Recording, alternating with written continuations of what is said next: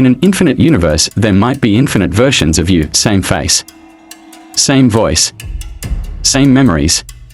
But maybe one tiny decision made differently, one version of you said yes instead of no, one never met their best friend.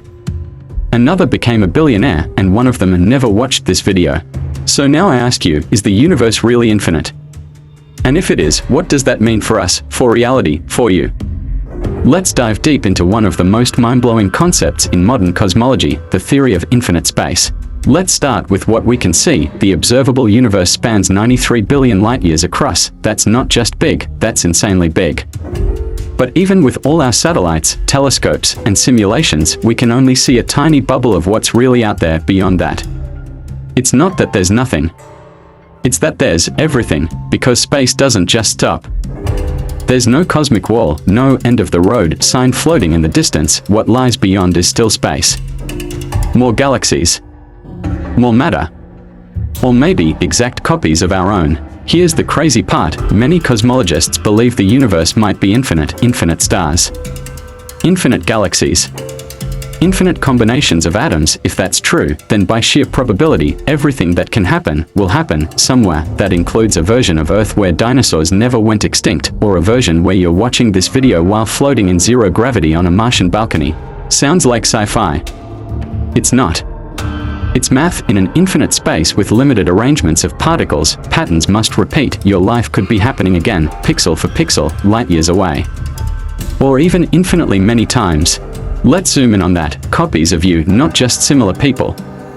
Identical versions with your thoughts, your memories, your dreams, but maybe one of them never experienced heartbreak, or made that one mistake you regret. It raises a haunting, beautiful question. What does it mean to be you, if you're one of many? Imagine one version of you who just missed this video by a second, or another who became a famous inventor because they did click play. If these versions exist, your life might not be unique, but it's still incredibly precious, because you only get to live this one. No edges. No boundaries. Just an infinite cosmic fabric, rippling with galaxies, black holes, and possibly doppelgangers of us all. It's not just poetic, it's data-backed science, but of course, we've never seen beyond our observable limits, so how do we know for sure? Here's where things get really wild. Some theories suggest our universe is just one bubble in a sea of countless others. The multiverse theory proposes that infinite universes may exist, each with its own laws of physics. One might have no gravity.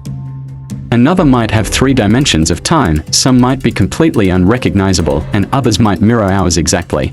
So, if space is infinite and the multiverse exists, then reality becomes a cosmic library of every possible version of existence, a place where the strange, the impossible, and the familiar all coexist. But here's the real kicker, what does this mean for you? If there are infinite versions of your life, does that make your choices meaningless? Or does it make them even more powerful? Because in this universe, this version of you is watching this video right now. You're the one thinking, feeling, wondering. Maybe you've made mistakes.